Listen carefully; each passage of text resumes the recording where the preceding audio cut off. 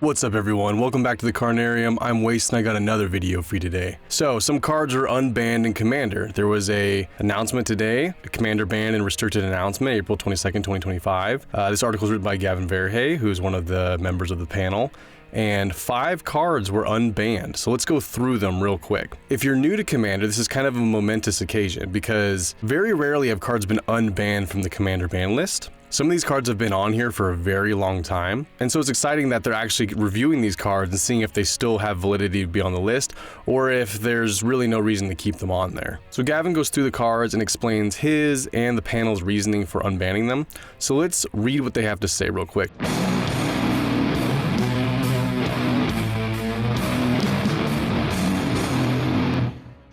So the first card is Gifts Ungiven, which is this mono blue 4 mana instant. Search your library for up to 4 cards with different names and reveal them. Target opponent chooses 2 of those cards, put the chosen cards into your graveyard and the rest into your hand, then shuffle. So the reason that this was originally banned is because it's a really good way of basically tutoring out exactly what you need out of your deck. And even though the opponent gets to put it in your graveyard, what you would do is you would get the 2 cards that you want, and then you would get 2 cards that recur those cards. So something like your 2 combo pieces and then 2 cards like a regrowth effect that can go get them out of the graveyard. And then no matter which way the opponent chooses to split up your cards, you can still have access to them even though they're in the graveyard.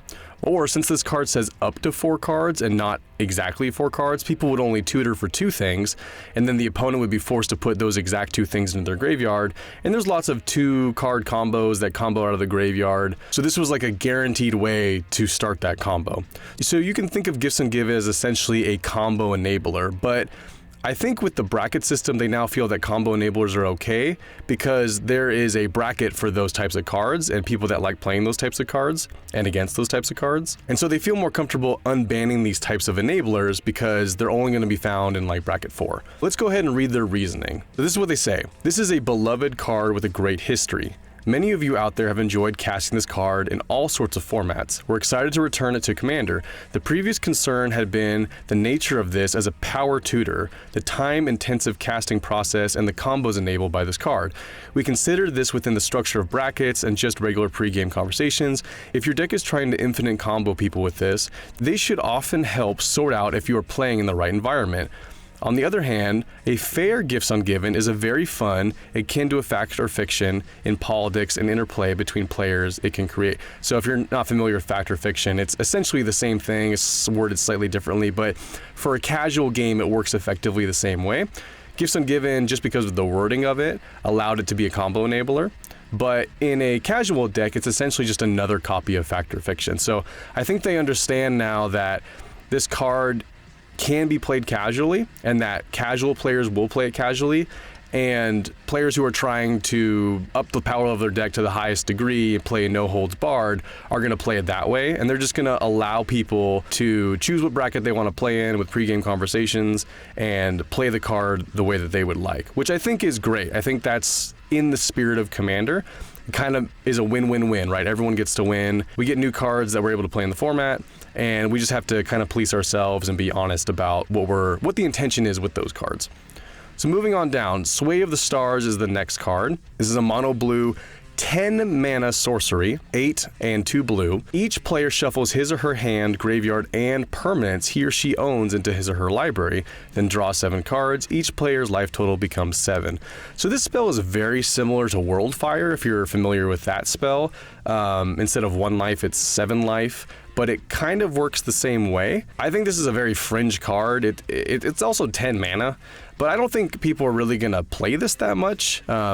Maybe every once in a while someone will come up with a fun way to break the symmetry of this card, and they'll do it once and then their friend group will kind of tell them like, hey man, that made our game last 2 extra hours, let's not do that again, and then it won't happen again. I think the main concern with this card and why it was on the ban list in the first place was just the fact that it draws the game out like a couple extra hours because you basically have to start over from scratch, right? You have no permanents down, You have nothing, you have no resources, you have a fresh 7, but your life total is now 7. So you basically just restarted the game with 7 life. If that's something that you're interested in, then you can always just play 7 life commander. I mean, there are real formats like that, and they are fun because they play very differently than 40 life commander. But like, if that's something that you want to do, then you should probably just tell your friend groups that, hey, can we play 7 life commander? Instead of like forcing everyone to with this card. So that's why it was originally on the ban list, right? However, you know, Worldfire has been unbanned for a long time, and you hardly ever see it. There are ways to break the symmetry of Worldfire, like with the Chandra emblem and the Worldfire, and they're cheeky and fun and all that. I kind of like that combo too, because it ends the game right away, versus Sway of the Stars, which I can't really think of one that would end the game right away. You know, if there's a way to end the game right away with Sway of Stars, I'm all for it. But if you're just playing it to make the game draw out for, you know, unnecessarily long amount of time, I think that's the wrong way to play this card. But they're just going to entrust the community to make the decision for themselves, which again I think is the right call here. So this is what they have to say. A 10 mana way to reset the game akin to Worldfire, which was previously unbanned in Commander, to little fanfare or play. There are some players who enjoy this effect. It is an impactful card, but not very powerful. There are plenty of other spells that cost 8 or more mana that have far higher impact than Sway. Our guess is this will see little play, but people who enjoy cards like these will now be able to play another one. Yeah, so that kind of is like what I said. They're just entrusting that people will make the right choice, and the players that like these cards and can play them, or they have a play group that doesn't care and doesn't mind playing against these types of cards. Like, now this card has a home for those players and those, you know, niche decks, but it's not going to see a lot of play. You're not going to see a lot of people splash, you know, 10 mana sorcery that resets the game and puts everyone at 7 life without, you know, a plan behind it. So I think it's fine to be unbanned. Like I said, it's akin to Worldfire, and Worldfire is unbanned, and you hardly ever see it. So all good with me. All right, next up, I'm actually excited about this one. So this is Braids Cabal Minion, mono black commander. So Braids was previously banned, and we'll get into the text of the card, and it'll be pretty clear why. People view Braids as a stacks commander, and I guess you could call her that. Let's go ahead and read the card real quick. At the beginning of each player's upkeep, that player sacrifices an artifact, creature, or land. So I think it's because of the last clause there with land. I think if it just said each player sacrifices an artifact or creature, you know, this wouldn't feel as stacksy. Of course it is, you know, forcing people to sacrifice stuff, but the fact that if a player doesn't have a creature or artifact, they have to sacrifice a land, I think that's what kind of put it on the ban list in the first place. Magic used to be very pro land destruction, and over the years they've rolled it back a lot. So, you know, this card sort of came out in a time where it wasn't designed for Commander, it was designed for 60 card constructed. And in those formats, it's kind of like anything goes, it's the Wild West. But in Commander, there's sort of a etiquette where we're trying not to blow up people's lands.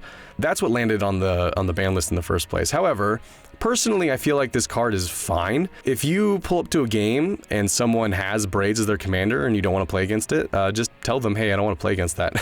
It's that easy. Or you know, if you're at a local game store, just find another pod. I personally would have no problem playing against it. I would just keep hands that allow me to have lots of permanence and removal, right? Because if you're the Braids player and your whole deck revolves around Braids, let's say you're like a self-sacrifice deck, you get value out of sacrificing stuff, and you know, you get value, you break the symmetry of the card by getting value for yourself, but you sort of stack the you put a stacks effect on the table with Braids effect, so it's like a 2-for-1, right? You're breaking the symmetry of Braids ability. Well, what happens if someone removes Braids? Well, then your whole engine kind of gets shut down, right? So there are lots of decks like this that maybe don't, you know, destroy your lands, but they have a commander that the whole deck revolves around the commander being on the battlefield, and if you remove the commander, then the deck doesn't work. And I imagine most Braids decks are going to be like that, because why else would you play it in the command zone? I'm also excited that it's now, since they don't differentiate between banned in the command zone and banned in the 99, this is also legal in the 99. So there are lots of decks that this is a great card in the 99, other sacrifice decks. So this doesn't have to be your commander, but if you see someone pull up with a mono black Braids deck, you know what it's about. It's no secret, right? You know what they're trying to do. You know, just like if you saw someone pull up with Terragrid, or you saw someone pull up with some other super powerful commander that's legal and you didn't want to play against it, you don't have to, you know what I mean? You can just tell them, I don't want to play against that, right?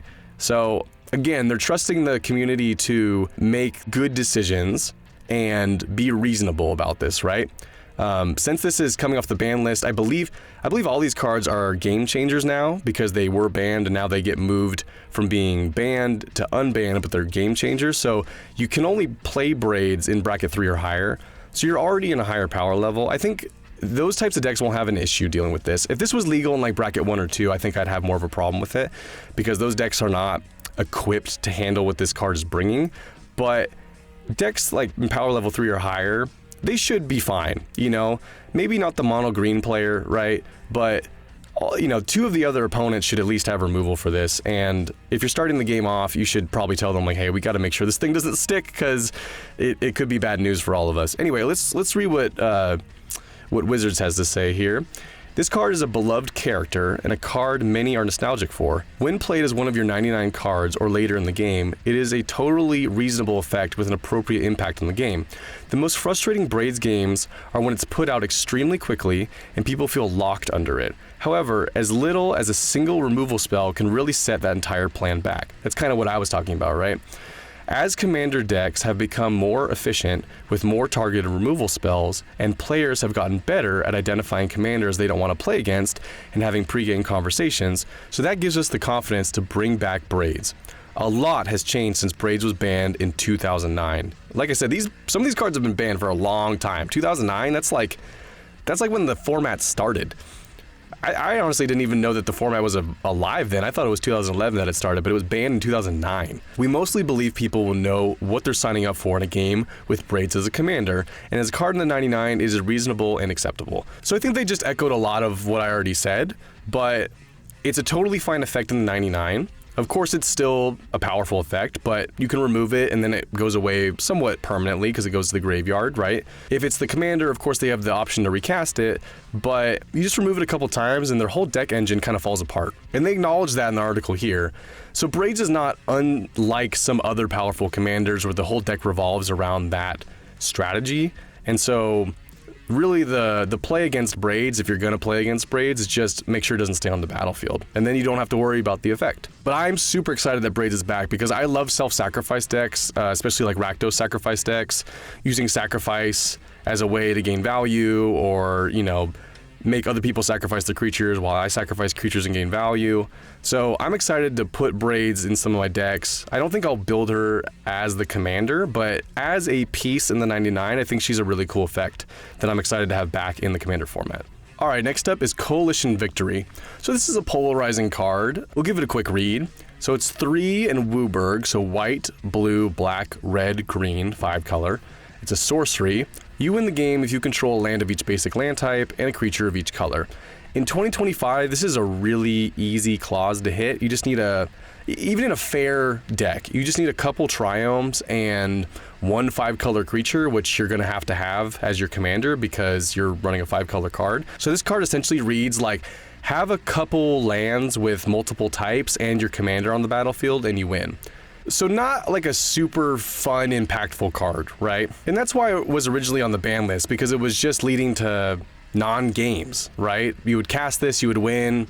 Didn't really have anything to do with what had happened previously in the game. However, this is getting unbanned and it's going on the game changer list. So you can only play this in brackets 3 or higher. It is a 8 mana sorcery. There are lots of 8 mana sorceries that kind of win the game. I mean, you could think about like Insurrection, right? And a couple others that like basically win the game. So this is not unlike those cards. I definitely think that this is a card I will never play. It is very stale to me, but there are some people that love cards that say you win the game. Maybe they built a 5-color deck where every card in the deck says you win the game, and so the whole gimmick of the deck is just playing those types of cards. I think this card has a home somewhere, right? And I think it's pretty harmless. Will it be a feels bad if I'm playing a game and someone plays a Coalition Victory and just wins out of nowhere? Yeah, probably. But there are so many other things that do the same thing. Like, to me, every single 2-card combo is essentially the same thing, right? You play a whole game of Commander, there's a board state, everyone's making decisions based on that board state, and then all of a sudden some player whips out a 2-card combo. The 2-card combo has nothing to do with what was going on in the game, and they just win out of nowhere. I mean, this is basically in line with that, right? So I don't build decks like that. I like to play in bracket 3 because it discourages other people playing decks like that. But that doesn't mean there are people who don't like playing decks like that and don't like playing against decks like that. Some people get a real thrill out of being on the edge of their seat their whole time. They have to have that counterspell in their hand. They're playing maximum power and they never know if someone's going to cast a coalition victory. So, you know, to those players, I think this is a cool card to add to the arsenal of, you know, you win the game on the spot cards. It's not my jam, but that doesn't mean my jam is everyone's jam, right? I'm just one player. So I'm excited for those players that love this kind of stuff. And I definitely don't think it needed to be banned. I understand why it was banned because of the feel bads, but we need to stop policing the ban list for feel bads and more for play styles and the way cards interact with people, right? How if they stop the game to a halt, right? At least this card wins the game. There are some cards that are unbanned even now that basically drag the game to a halt. I'm talking about basically all the stacks pieces that are still unbanned and are not on the game changer list, but there are a bunch of cards out there that basically reduce the game down to a grind, and those cards are way worse to me than Coalition Victory. So let's read their little blurb about why they unbanned it. This card created a great deal of discussion. A lot of it boils down to how impactful and how much of an auto-include it is. In a deck with a 5-color commander, it essentially reads, you win the game if you control your commander. That is not the most satisfying end of the game, and it does begin to become an auto-include for many decks. Is that an appropriate card to exist? I think that's a fair question for them to ask, right? That's kind of what I was talking about before. However, it can easily be interacted with. A single removal spell in response to your 5-color commander means you have spent 8 mana to do nothing. That's very true. I didn't even talk about that, but like if someone casts this and it's on the stack, and you let's say you're not in blue, right? You don't have a counterspell or access to a counterspell at the time. You can just remove the 5-color creature, and then they cast their endgame bomb, Coalition Victory, and it does nothing. You also need to untap with your commander and 8 mana, and there are many expensive spells that will do something akin to ending the game in a 5-color deck if you resolve them. Additionally, for those engaging with commander brackets, it is within the time frame of where we expect I win combo to fall. So what they're saying is that they feel like this card, while it leads to non-games, can be interacted with in a pretty easy way. Maybe you don't counter it, but you can just remove the 5-color commander, and then this card goes to the graveyard, and unless they have a way to recur it, it's basically out of the game.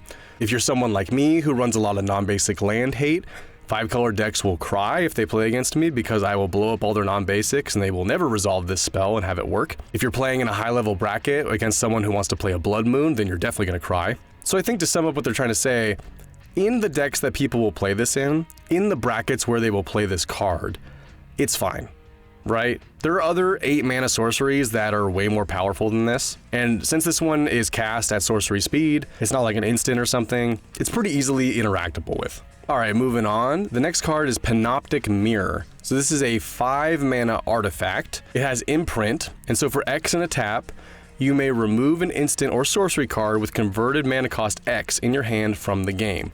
That card is imprinted on this artifact. At the beginning of your upkeep, you may copy an imprinted instant or sorcery card and play the copy without paying its mana cost. So what people used to do with this card is they would imprint a extra turn spell, right? And so at the beginning of their upkeep, they would get a copy of that imprinted spell, which was an extra turn spell, and they would get infinite extra turns. So because of that power level, it was originally banned. You can also do unfun things like put a board wipe underneath this, or a discard effect, or anything else that's kind of stacksy or unfun to play against. I don't think I've ever played against this card personally. I think it was banned long before I started playing Commander. I do get why it was banned. However, personally, I feel like in 2025, to pay 5 mana to play this, then let's say it's an extra turn spell like Time Warp, you gotta pay another 5 mana to imprint it. So you're paying 10 mana, and then you gotta wait until your upkeep to get the effect. I think in most games of Commander, if you pay 10 mana, which is probably going to tap you out, right? You pay 10 mana to do this so that you can then go infinite on your next upkeep. You're just going to get your face beat in. At the point of the game where you actually have 10 mana to cast this and then imprint a extra turn spell, all the other players at the table probably also have boards and cards and mana. And so it's not very wise to completely tap out for this effect and then sit there and hope and pray that you're going to make it to your upkeep alive to cast it. Not to mention that if someone has an artifact removal spell, they can just remove this, then you lose both spells. So while it can lead to infinite turns or infinite board wipes, I think in 2025 players are generally equipped to handle this, either by just removing the mirror or by removing the player out of the game. I mean, just imagine, you're in a pod, you're playing against a player, they put down the Panoptic Mirror, they imprint an extra turn spell, it's all face up, they just spent 10 mana, they're tapped out, and they pass, right? You look at the two other players at the table and tell them, hey, if we don't handle this, we're never getting another turn in this game. What do you think is gonna happen? Those three players are gonna use all the resources at their disposal to annihilate the Panoptic Mirror player. This is something that happens all the time in Commander if you tap out for a big effect that's gonna take a turn to get going. That's why generally those types of plays are bad in Commander. They're too face up and they're too slow. What you really wanna do is have 10 mana and then spend it on stuff that immediately impacts the board. If this effect happened right away, then it would be much, much better. But the fact that you have to wait until your upkeep makes it kinda slow in the modern day Commander format. So that's my personal opinion. I do think you can do fun stuff with this card. Like if you play it in a fair way, you can do some really cool things. There's obviously a million different instance sorceries that you could do. You could do something as benign as like an extra card draw spell, you know, like you run your Sign in Blood, right? And now you have an access to Sign in Blood on each of your upkeeps. I mean, that's pretty benign. The problem with this too is that you can keep imprinting stuff on it. So like, even if you do just do something small, like an Opt or a Sign in Blood, it's not going to stop you from later in the game then putting an extra turn spell on here or a board wipe. So I think no matter what, if you're playing Panoptic Mirror, you are the arch enemy of the table the second this card comes down. And that's never really a good thing to be the arch enemy of the table unless you have the board and cards in hand to back up being the arch enemy. So let's read what Wizards has to say about this. This is Gavin talking in the first person. I personally have been a Panoptic Mirror enjoyer since it was originally printed back in Darksteel. The promise of using a cool spell turn after turn is so fun. It's still true to this day. A value mirror is a blast. There are two problems with it. The first is imprinting an extra turn spell, which we talked about before. The game is over immediately. The second, well, it's not immediately over, but I get what he's trying to say. The second is imprinting something extremely repetitive, such as a board sweeper so that the game cannot move forward. The latter is something to be a lot less worried about in 2025. There's so many answers to artifacts and decks, even if you're under a board lock, you can get out of it. I totally agree. The first one is well addressed by bracketed play through the restrictions on combos and a lower overall density of extra turn effects. And regardless of the bracket system, many tables have a good idea of whether they enjoy infinite combos appearing in their games and if that's something they want players to do in their decks. Finally, it does take a full turn and a large mana investment, and people have several windows to respond to it. They can kill it before you untap in response to the ability, or even after the ability resolves and your opponent is down a card. So I agree. I don't believe in banning stuff in Commander just because it's powerful, or because it creates necessarily a bad game experience for some people. I think Panoptic Mirror can be a really fun card in a deck that doesn't have extra turn spells. There are lots of decks out there that, you know, just want to make copies of spells on the stack, and this is a way for them to do it. I could definitely see myself picking up a copy of this card and playing it in a more fair way, or a funny way, or a meme way. I would never do the extra turns thing. There's so many easier ways to do infinite extra turns. If that's something I really wanted to do, I would just go ahead and do that. But like Gavin sort of mentioned here, most players don't really want that in their games, me included. And so that's not something that we really need to worry about. The players that are gonna do that stuff are gonna be playing in bracket 4 or higher, and that's totally fair for them to do in those brackets. So the problem is not really the card itself, it's what you do with the card, which I think is kind of the theme of all of these unbans on the list, right? They're entrusting that people will make good decisions with them, and they're allowing people to have fun with them again, and they'll allow the community to sort of self-police itself. Now, there are some cards that I do believe should be banned forever, and some of them stayed on the list down here, and we can take a look at them. A good example of one that should never come off just because of the way it's designed is Trade Secrets here. So this card was probably never designed for Commander, and when you read it, it doesn't appear to be that big of a problem at first.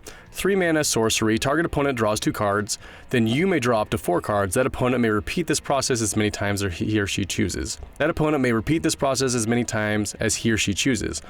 But in practice, in Commander, what this actually reads is 2 people get to draw their entire deck. Funny little factoid, this card was actually in a Commander precon before they realized that that's what happens when you play this card in Commander. But you can see how in a 60 card format that would never happen, because it's just you and one other player. So if you cast this spell, they can draw 2 cards and you draw 4, but they have to make a really crucial decision if they want to draw 2 cards again and let you draw 8 cards. But then your opponent has to make a really crucial decision of whether they want you to draw another 4 cards if they draw 2 cards again. So this card doesn't spiral out of control. I mean, I guess they could make the decision to have you both draw your deck. Maybe they want to mill you out, but there's like a strategic element to it. But in the game of Commander, it just allows 2 people to gain all the resources of their deck for 3 mana, which is obviously extremely broken. Another one here is Yawgmoth's Bargain. I really like this card. I mean, I'm a black fan. Another one is Yawgmoth's Bargain. I really like this card. I'm a huge fan of black and black spells. Most of the decks that I run have black in them. It's probably my favorite color. And this card is a very black card. 6 mana enchantment, skip your draw step, pay 1 life, draw a card. It was supposed to be a replacement for Necropotence, but in practice, it actually is kind of better than Necropotence. At least Necropotence makes you exile the cards that you discard, and you can only get the cards after your end step, so it can't lead necessarily to direct combos, although you can draw an insane amount of cards in Commander, because you have 40 life. Yawgmoth's Bargain allows you to draw those cards immediately and then combo immediately. We'll see if they ever unban this card. If they do, I'd be excited to play it, but it is extremely powerful. Pay 1 life, draw a card is insane. You can just draw 39 cards right away, right? And if you're playing in a life swap deck or a life gain deck, or a deck, that has Shieldred on the battlefield, then paying 1 life actually net gains you 1 life. So you actually gain all that life back plus 1 life on top of that for each card that you drew. So it's not that hard to break the downside of this card and get all the advantage. It's probably something they won't ever unban just because of its design. Now again, it was not designed for Commander, it was designed for 60 card formats, and so you can see how in a 60 card format, 6 mana is a lot, you only have 20 life, it's a much different game if you try to play this card. But in Commander, since you have 40 life, and you have a lot more resources, and you have cards extending all the way back to the beginning of Magic, this card can be broken very easily. And there are a bunch of other cards on here that I won't go over, but you can read them if you want to. Iona, Shield of Emeria, Leovold, Lutri, which I kind of don't think should be banned, but it's just banned because of the way it's worded. They should just ban companions and then let this card be a commander. But so Wizards also took some cards off the Game Changers list and added a bunch on. So we'll go over those real quick. So Game Changer Delistings, Trouble in Pairs. This is what they had to say. In evaluating the Game Changers list and reading all of your feedback, we not only wanted to add cards, but also ensure the initial list was pulling its weight. In reading community feedback, 2 cards generally stood out as out of place to people, and we're taking them off the list today. So there's Trouble in Pairs and there's Trinisphere. The first card being delisted is Trouble in Pairs. This card has certainly emerged as a standout card since it was released about a year ago. While you can draw a lot of cards, it's on par with some cards that are not on the list. The general feeling is that it is just slightly under the bar for the Game Changers list, and that we probably jumped on the starting line on this one a little bit. It's plausible it could get added back in the future as the list evolves and we receive more feedback. So my personal feeling on Trouble in Pairs is that it's a very powerful card draw engine, except it scales. So like if you're playing in a very low power bracket, like bracket 1 or 2, this card doesn't draw you that many cards. It gets better as you play higher and higher power level. So like I said, it scales. And so I think it's okay to actually remove it from the Game Changer list because it's only a game changer in high power decks, in high power Commander. In high power Commander, this thing draws you a ton of cards and gains you a bunch of value. In low power brackets, it doesn't really do anything. It might not even draw you a single card. So I really like the design of this card, and I hope Wizards keeps printing stuff like this. It's kind of a hard thing to design for, but I like stuff that scales, right? If you're playing against weaker decks, the card doesn't really do much. If you're playing against powerful stuff, it does a lot. I think that's a good card design for the future. And I definitely don't think it deserves to be on the Game Changer list. If it was in order to be on the Game Changer list, it has to be a card that's good no matter where you play it. The second card being delisted is Trinisphere. This card is not the most fun card to play against, no denying that. However, it tends to be the strongest at the higher power levels, like Optimized Bracket 4 and cEDH Bracket 5. There are many cards on the level of unfun stacks pieces like Sphere of Resistance, Rule of Law, and Nether Void that aren't on the Game Changers list, and generally, if your deck is trying to lock out other players in a stack style, that's a play pattern that doesn't match the intent of Bracket 2, and you shouldn't bracket up. If you want to play a single fair Trinisphere, it might be a little frustrating, but ultimately reasonable. So again, another spell that they feel like increases in power level as you get into higher and higher level brackets. And while annoying in lower brackets, it's not game ending. I don't have a real personal opinion on this one. I don't play against it that much, but I know people like this card, so I'm fine with them delisting it. It doesn't really bother me. I guess they're being consistent about stacks. I mean, it is a little bit of a head scratcher that stacks pieces are not all game changers because of the way that they affect games and kind of slow them down to a crawl or stop them completely. But they've been very consistent about not adding stacks pieces to the game changers list, so I guess it's at least, you know, we can give them kudos on that. Like, they're being consistent by removing this from the Game Changers list. And then we have all the Game Changer additions. So we'll just read them off real quick. Teferi's Protection, Humility, Narset, Parter of Veils, Intuition, Consecrated Sphinx, Necropotence, Orcish Bowmasters, Notion Thief, Deflecting Swat, Gamble, Worldly Tutor, Crop Rotation, Seedborn Muse, Natural Order, Food Chain, Aura Shards, Field of the Dead, and Mishra's Workshop. All in all, this is 18 cards that they added to the Game Changers list. I'm super happy that they added Teferi's Protection to the Game Changers list. This is by far the best fog or super fog in the format. It's won probably more games of Commander than any other card. The fact that you basically aren't part of the game for an entire turn cycle makes it just so good. I've broken down this card before. It's not a good design, but it exists, and they didn't ban it, but they did put it on the Game Changers list, which means you're not going to see it in brackets 1 and 2, as you shouldn't. I personally have no problem against effects that fog or make you phase out for one turn, but effects that protect you and everything you own for an entire turn cycle until it's your turn again are just not good designs for the format, so this definitely deserves to be on the Game Changer list. Humility, everyone's least favorite enchantment. It makes all creatures lose all abilities and become 1/1 creatures. It's also a nightmare to handle on the stack. If you're a Magic the Gathering nerd, then you know all about the layer system, and I don't even know it that well, but basically Humility is like the test bed for the layer system. If you're going through like the judge program, every single question kind of has humility tied to it because it interacts with other stuff so bizarrely that you have to understand the deep knowledge of Magic the Gathering rules in order to play it properly. So just in that sense, I believe it definitely should be a game changer. It's an incredibly powerful effect, especially at 4 mana, and it's good across any bracket that it would be in. It would be just as effective in bracket 1 as bracket 4, so I definitely think it deserves to be on the Game Changer list. Here they have a triplet of cards, so they have Narset, Parter of Veils, Orcish Bowmasters, and Notion Thief. I'm gonna assume that their theme is that they punish card draw or stop card draw. I don't really think Orcish Bowmasters is the same as Notion Thief and Narset, because Notion Thief steals all your opponent's card draw, and it's flash, so you can flash it in when they're trying to draw a bunch of cards and then steal all their cards. And then Narset straight up doesn't allow people to draw extra cards. They can only draw the one card they drew in their draw step, and then they can't draw anything more than that.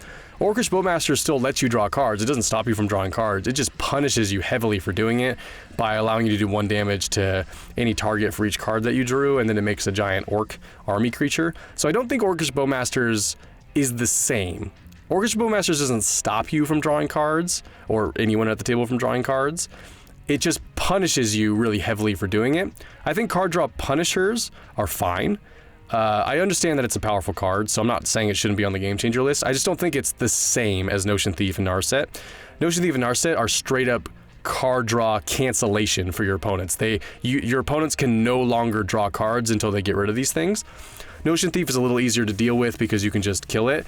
Narset and Planeswalkers are a little bit more difficult. You have to be able to attack them down, so it just kind of depends. Sometimes Planeswalkers are super weak in Commander. Sometimes they're actually kind of hard to get rid of because people don't have answers for them.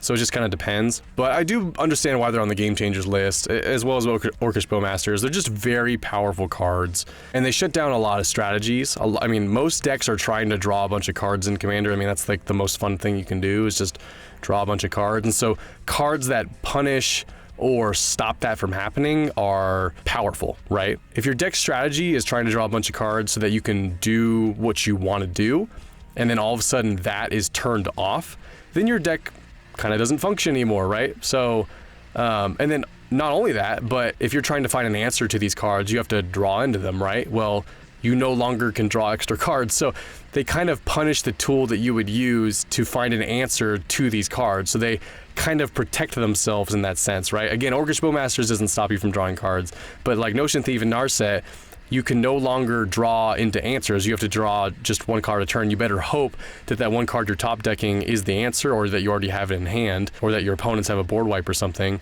Orcish Bowmasters on the hand just kills you while you're trying to find the answer and creates a big blocker / attacker.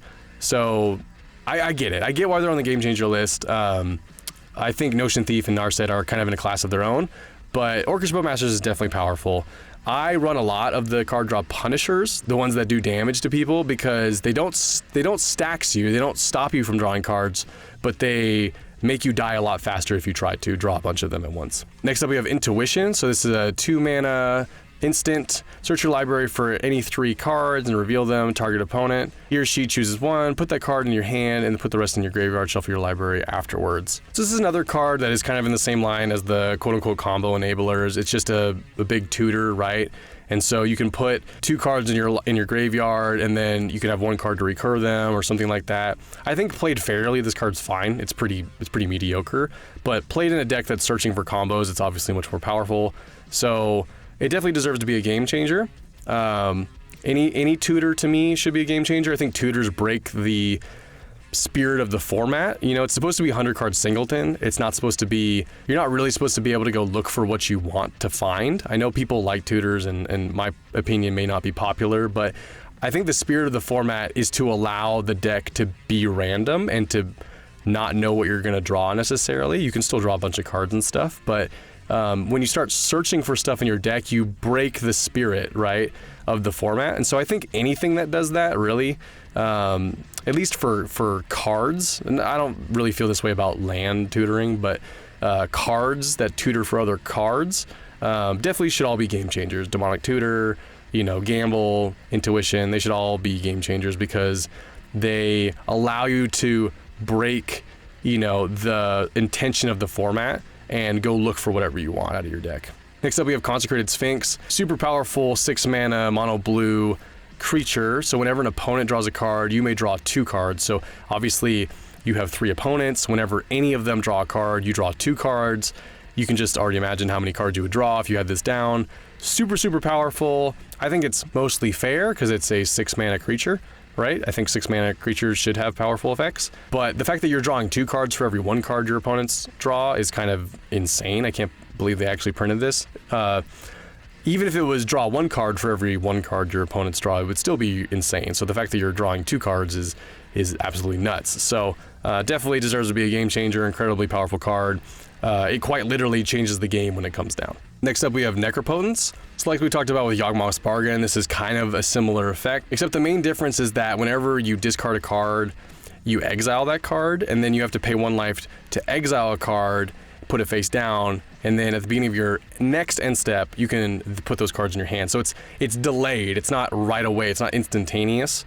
So this card is legal, but obviously extremely powerful. You have 40 life in Commander, you can play that, you can, think about this, you can turn 1 swamp, play a Dark Ritual, get down Necropotence on turn 1, then draw 39 cards if you wanted to. It wouldn't be wise to do that, but you could, and that's obviously really powerful, and it should be a game changer.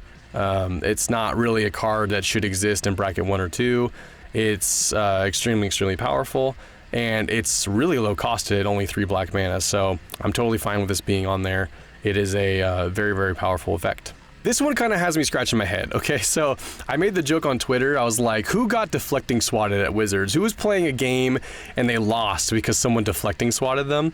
So Deflecting Swat is a 3-mana mono red instant. If you control your commander, you may cast this spell without paying its mana cost. You may choose new targets for target spell or ability. I understand that this sometimes can be a free spell if you have your commander down. That obviously is powerful. That's on you, Wizards. You keep printing free spells. You keep printing cycles of free spells. So Deflecting Swat is part of a whole cycle of free spells that can be cast for free if you have your commander. Every color has access to one. This is just the red version. And there are lots of red cards that do this exact same effect. Now they cost mana, but you can redirect spells in red. It's something that red does. I kind of don't understand why this is a game changer. In fact, I kind of want to read their reasoning here. It says strong free counter magic made the list previously, and this often does the job of free counter magic and more. It's deserving of a spot on the list. I kind of call BS on that. You know, this is not a counter spell. This is a redirect spell. Now, obviously, in the right situation, a redirect spell can be very powerful, just like all cards in Magic. In the right situation, there's lots of cards that can be powerful, but a counterspell is always powerful. If you have double blue counterspell, you can always stop something from resolving on the stack. That's incredibly powerful, right? Deflecting Swat has to target a spell that targets something. So if they're casting a board wipe, for example, and you don't want them to board wipe, you can't Deflecting Swat the board wipe. It doesn't target, it just says destroy all creatures. But you can counterspell it, but counterspell isn't on the game changer list. And I'm not saying it should be, I'm just saying that there's holes in this logic. Deflecting Swat is kind of a niche card. I think it's super cool. I love that red has this effect, and I love that they keep printing it because it's very unique to red, the ability to like change a spell, and in the right circumstance, obviously it can be powerful. There are plenty of powerful spells in Commander that do target, or abilities, right? It's a spell or ability. There are abilities that target as well, and they can lead to really funny moments, but I have only seen a handful of times where a Deflecting Swat or Deflecting Swat effect has like changed the game, right? I've definitely seen it screw someone over, but I've never seen it like completely change the game. However, if you counterspell a coalition victory on the stack, you change the game, right? They were about to win the game. Now they don't, and they're definitely going to lose because everyone's going to, you know, attack them down and kill them, right? So I want to know who got Deflecting Swatted at Wizards. Who was about to win and they had their targeted spell and they were about to, I don't know, draw a million cards or whatever, and someone Deflecting Swatted them and made them super sad. I want to know. I want to know who made them super sad, because like, it's kind of a joke that this is on the list. Like, really? Like, Deflecting Swat? I understand it can be cast for free sometimes, but you have to have your commander down, and that's not always a guarantee in the game of Commander. So I know you always have access to your commander, but it's also kind of difficult in 2025 to keep your commander on the battlefield. So I don't know. I don't agree with this one at all. I think Deflecting Swat is totally fine, but whatever, Wizards. All right, up next, we got Gamble, Crop Rotation, and Worldly Tutor. We kind of touched on this before. I said my whole piece about how I think all tutors should be on the Game Changer list, and I'm glad that they seemingly agree. Now, obviously, there are some tutors that are not on the Game Changer list, whatever, you know, but Gamble, Crop Rotation, Worldly Tutor are all very powerful tutors. They're all 1 mana as well. Gamble gets you any card in your deck, but then you have to randomly discard a card.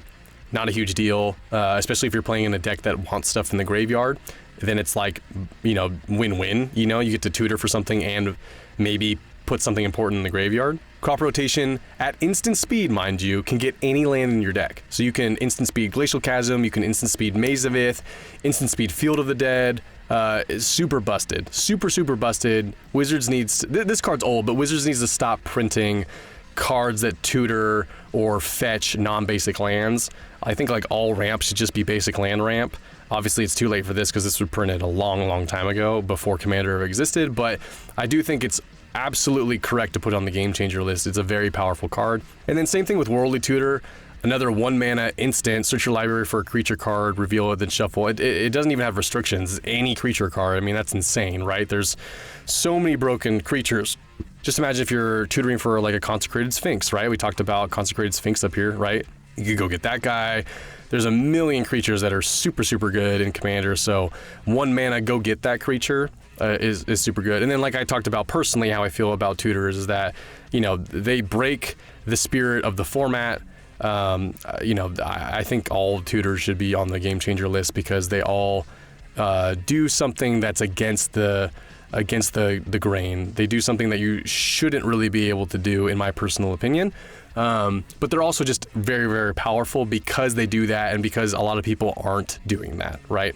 So, and I don't want to hear, I know there's people out there that are toolbox Commander players that just love their tutors. They're like, oh, I only ever tutor for the funny thing, or I tutor for the thing that helps me at the current board state, but you know, that's fine. You know, toolbox decks are fine if played correctly, but you know, unless you're a very disciplined player that is using tutors for, you know, making the game more fun, Most people, if they have a tutor in their deck, they're just going to go get the best thing possible. That's just human nature.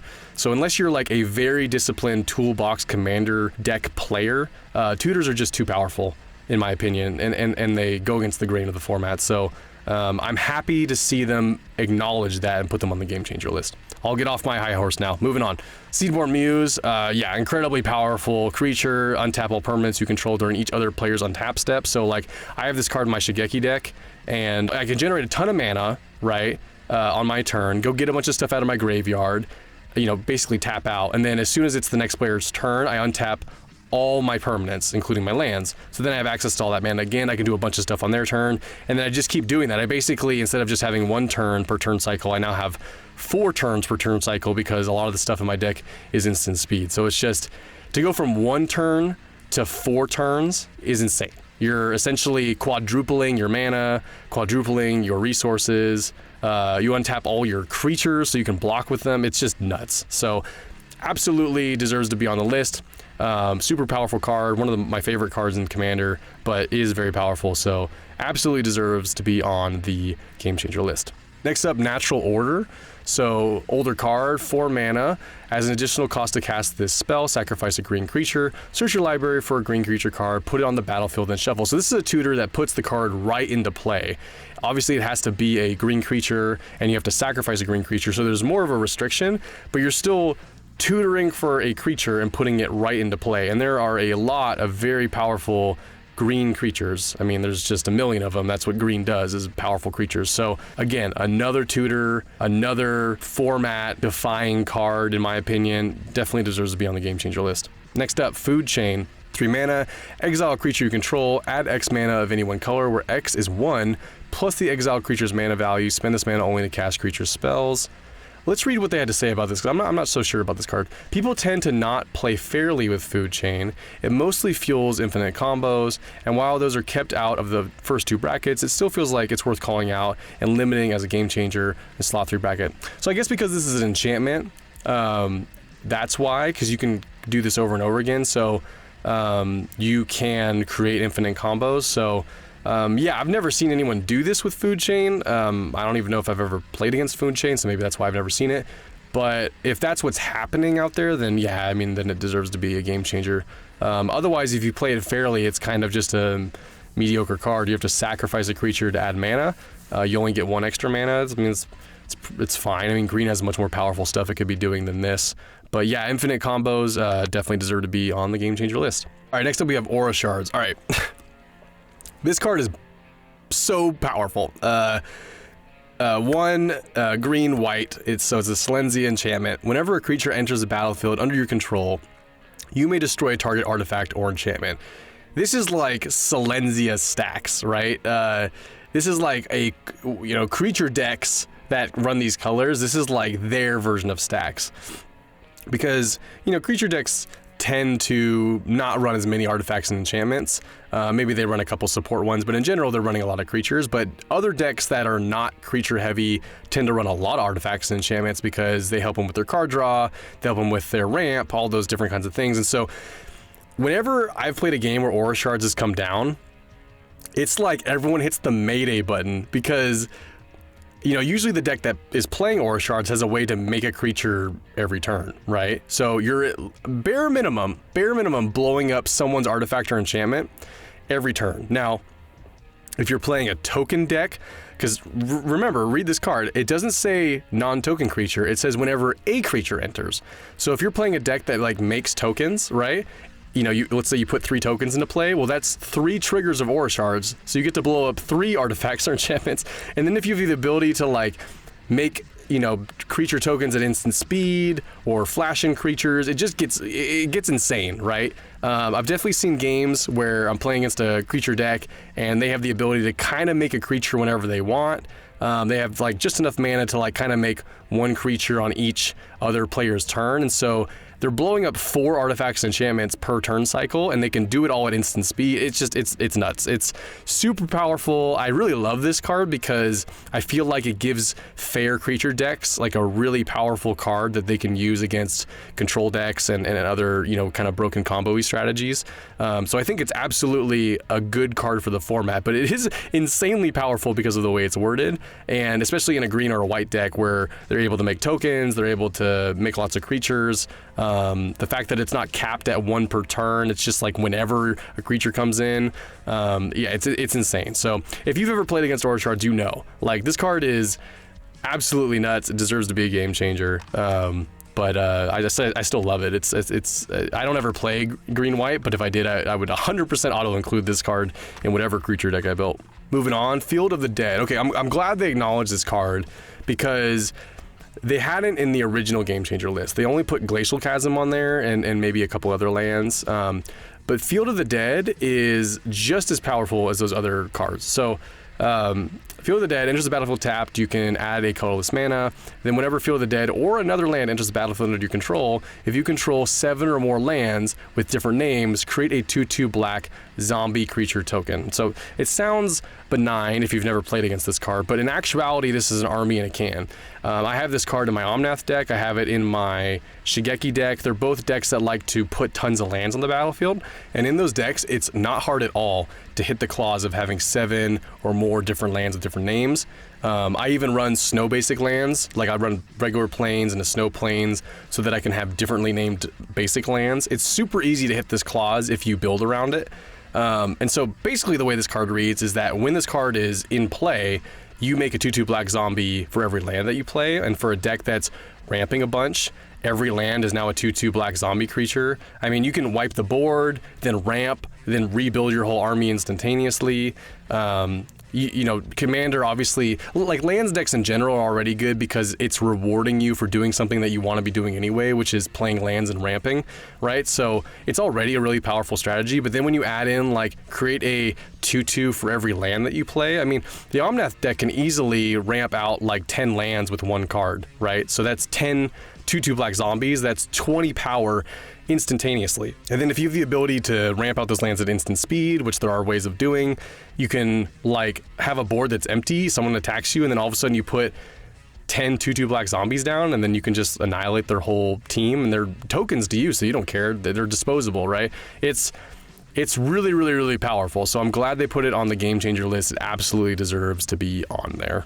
Next up, we have Mishra's Workshop. This is a super old card. What is this, back from Antiquities? It's a land. You can tap to add 3 colorless mana to your mana pool. This mana may only be used to cast artifacts. You know, they already banned Ancient Tomb and other fast mana effects.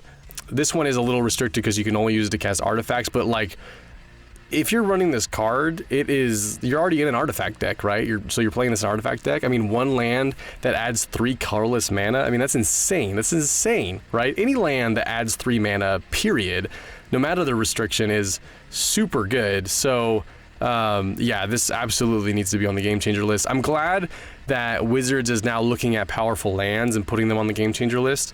I think lands have been largely neglected by Wizards. They've been printing a bunch of them over time, and they've kind of ignored how powerful they are in the format. But since the format discourages people from doing mass land destruction or targeted, you know, land destruction or repeatable land destruction, these lands kind of come into play and then never get removed because there's, you know, it's kind of frowned upon to deal with them. The only way to deal with them is to blow them up. But then by blowing them up, you're, you know, resource denying people, right? So then people get emboldened and they start putting every non-basic land they can in their deck, especially all these powerful ones. And I think it's important to acknowledge that while those can still be legal in Commander, they have to be elevated to the Game Changer list because a lot of them are game changers. I mean, Glacial Chasm, you know, Mixer's Workshop here, Field of the Dead, like, they're all incredibly, incredibly powerful.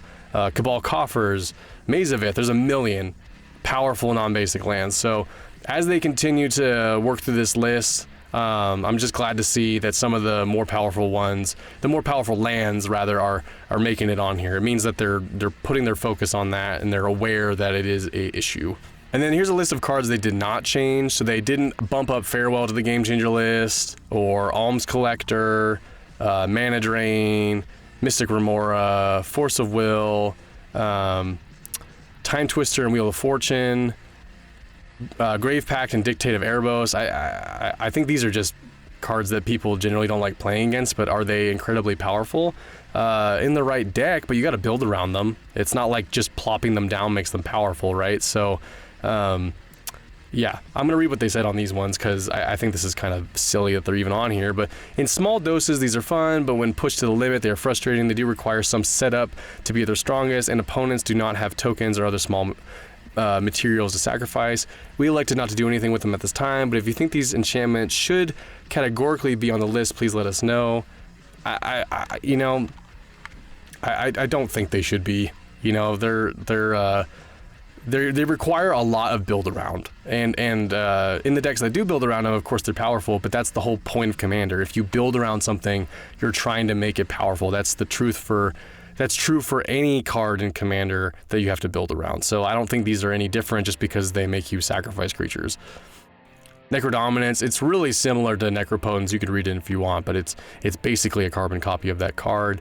Craterhoof Behemoth, I'm not sure that would ever need to be a game changer. That's kind of silly. Of course, it's very powerful. It ends games, but that's okay. Games need to end sometimes, so don't really have a problem with Craterhoof. Great Henge, I don't know what that's on there. It's silly.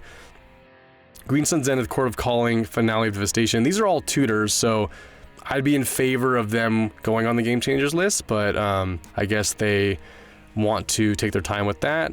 And Tooth and Nail used to be a Commander staple. Don't really see it anymore, so I guess they're just keeping their eye on that. Defense of the Heart. This one should be on the Game Changers list, so let's read this. The setup for this one is much more minimal than Tooth and Nail, asking an opponent to have 3 creatures. However, it does take a turn off, creating plenty of moments for counterplay, and is hard to make happen early where it's most powerful.